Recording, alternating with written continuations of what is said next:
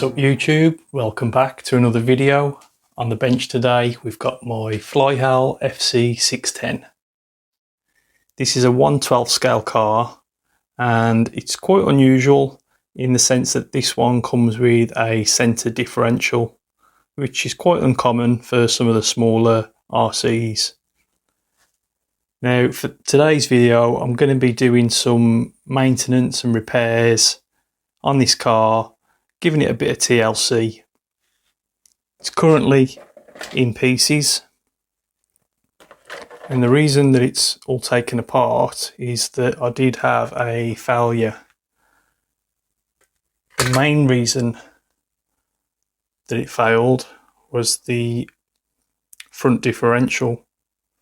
The gears inside are actually fine, but what you may be able to just make out, the 4 screws that hold on the 2 halves of the diff, the screws actually sheared off into the plastic housing. So I've got a new differential to go in, and whilst I was taking it apart, I did also notice on the centre differential that I've got a chipped tooth on the spur gear there. So I have got some new bits here from HBX.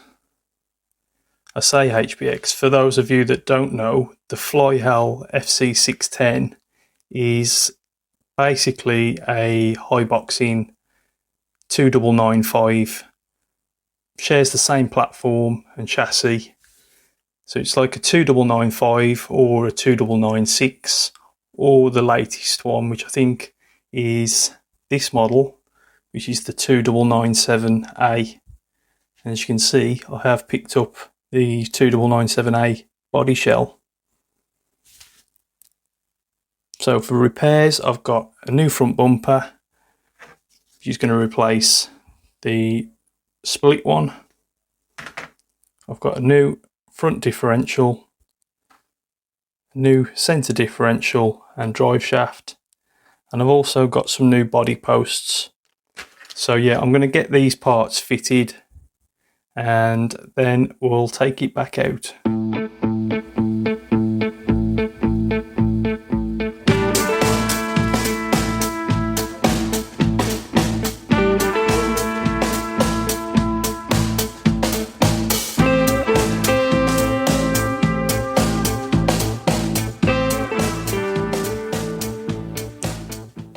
Okay, so the differential is now apart and you can see the grease inside.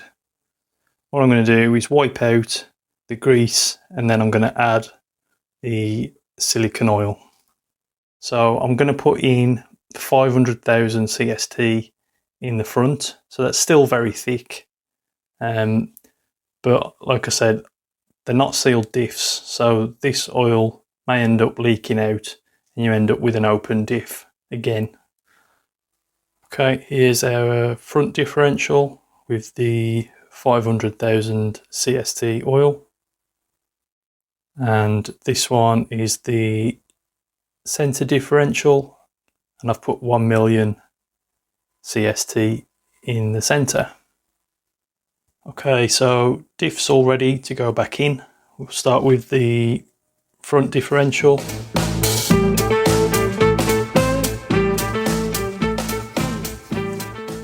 I am going to add a little bit of lithium grease onto the gears. Not a lot, just a little bit, just so they're not dry. You really don't need to put a lot of grease on there. Then the centre, I need to swap over my input gears.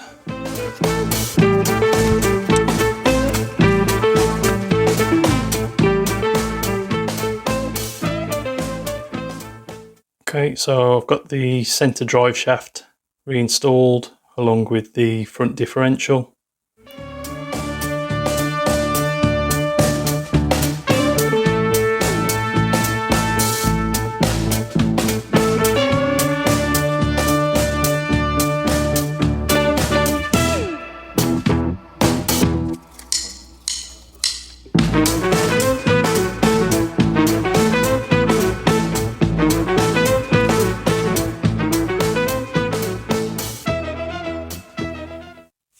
Okay, so I've got the car all back together now with the new body on there, but there's just one last thing to do.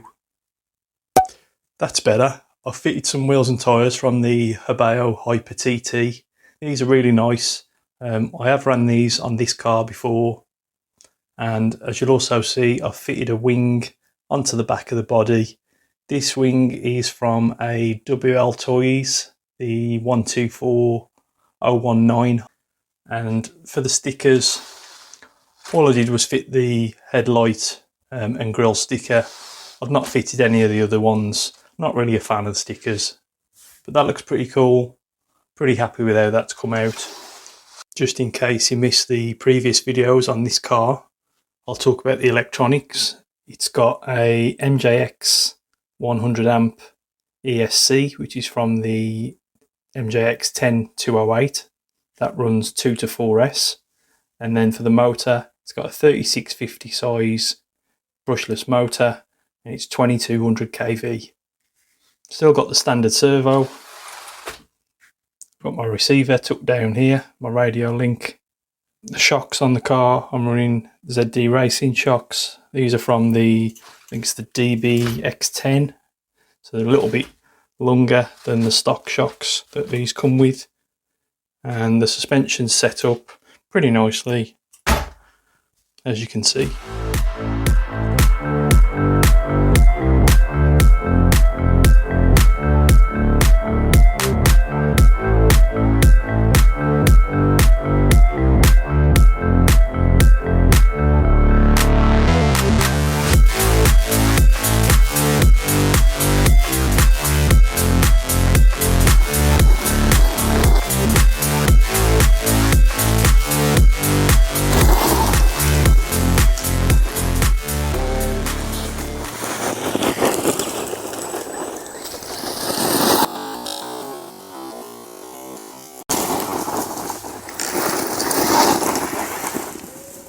Kicking up clouds of dust.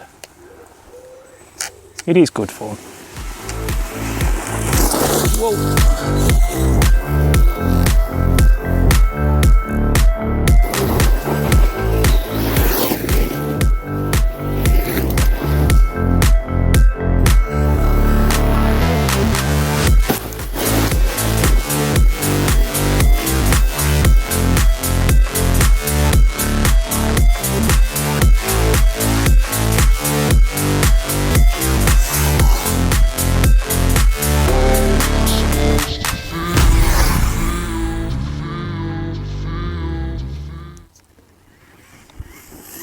For its size, it's fast.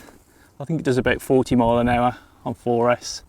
It is only a 2200 kV motor. I think it's on a 17 or 18 tooth pinion, whatever the stock option is. I think it's a 17.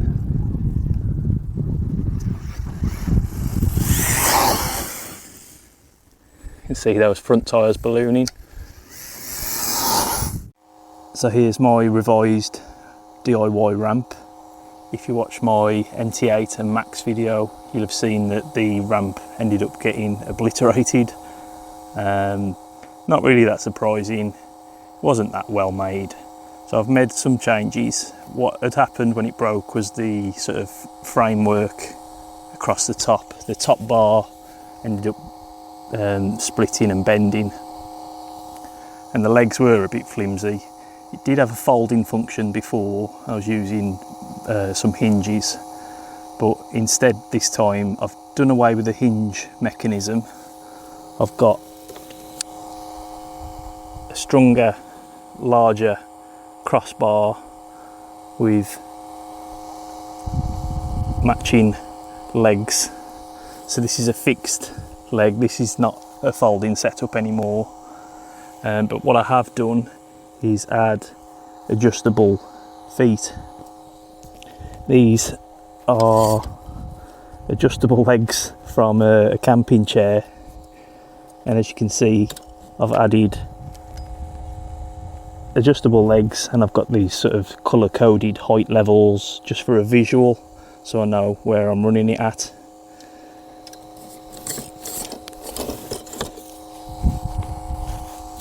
To stop, because this is a plastic board on the ramp, obviously the plastic wants to flex quite a lot, so it's got a couple of braces. I've got the initial metal strip near the leading edge, and then a slightly larger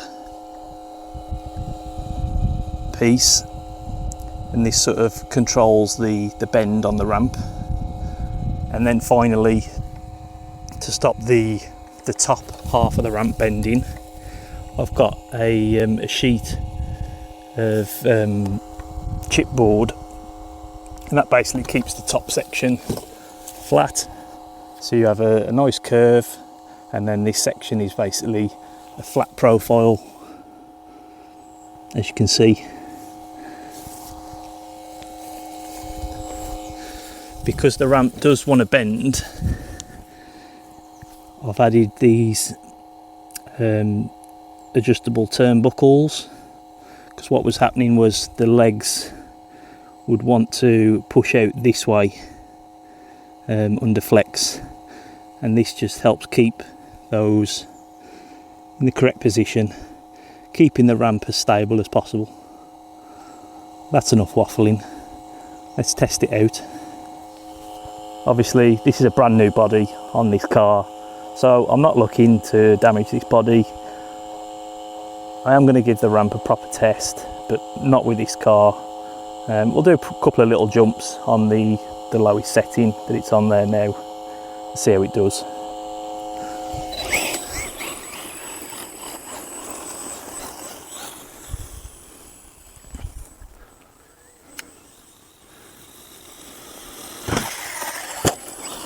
Nice. So one of the problems I was having with the Max and the MT8 with this ramp was just trying to line it up. I thought that the smaller car here would be a bit easier and better suited to this size of ramp, which is probably true. But I have got a plan to make lining this up easier. I watch Jason Perrin, and a lot of the times he'll position his ramp and have some sort of natural runway marker, whether that's a road marking like a parking space white line, or a crease in the concrete or tarmac, just anything to help you line up your jump.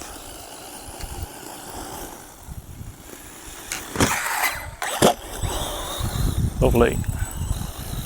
Like I said, such a smooth sounding car this. This is the Flyhal FC610. I think it's discontinued now, but such a good platform. I got it on an offer. I think they were around about £100 on Banggood, and I paid £75 on a deal. It's such a good car. It's one thing I wish RC manufacturers would start doing with these smaller scale cars.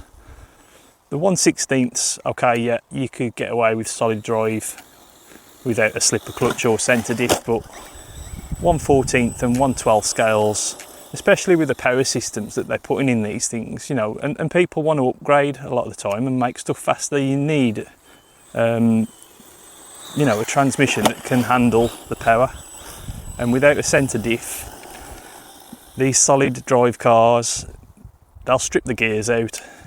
Okay, let's try adjusting the legs on the ramp. We'll put it up onto the next height level. Okay, so I'm going to try the ramp on the next height setting. So far I'm happy with how this ramp's performing with this small car.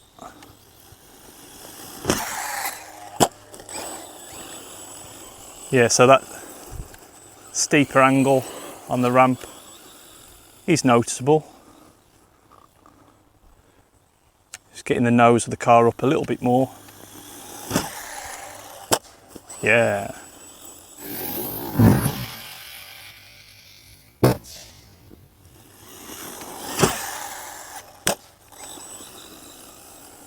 Yeah, we nearly missed the ramp then. just veering off as I was pulling in, trying to use the sort of a patch of darker grass in a line, I guess from where it's been mowed, trying to use that as my runway.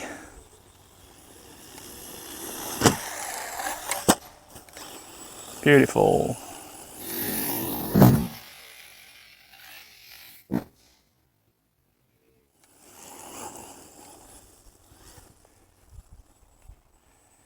But yeah, what a good car for the money. And like I said, this started out as a brushed model, but you've got that pathway to then upgrade, adding more power with a brushless system, and you've got a gear train there that can take it. You've got steel gears, that centre diff. Really is what you want for extra power.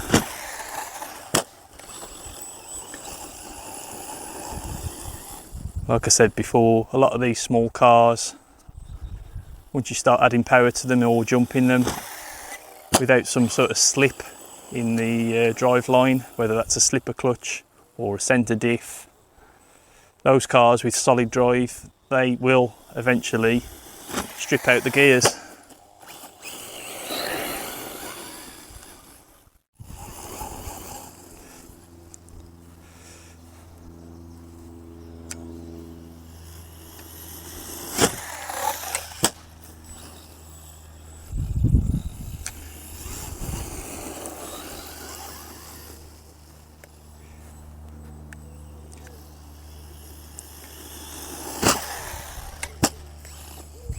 So yeah, for me, putting on this new body with the wheels has really given this a sort of fresh new look.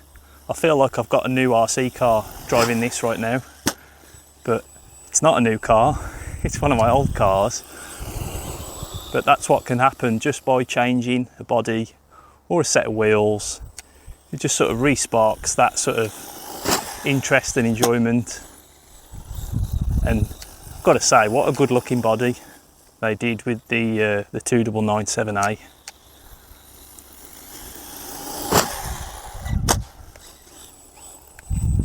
Not sure how tough this body is. I know on some of these cheaper, some of these cheaper cars, they use like a PVC material, and it can be quite prone to cracking and splitting very easily. That's been my experience. So I'm a little bit reluctant to,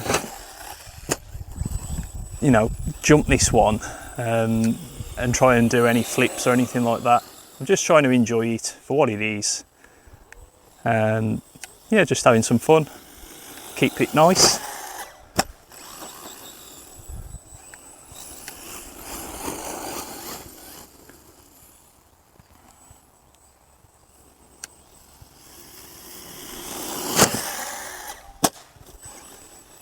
Got a little bit sideways in the air there.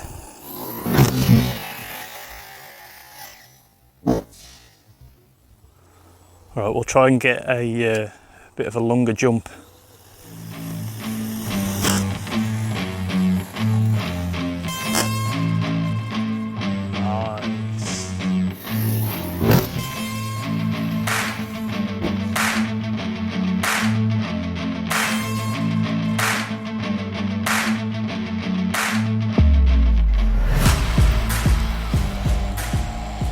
Okay, so that is my Flyhal FC610.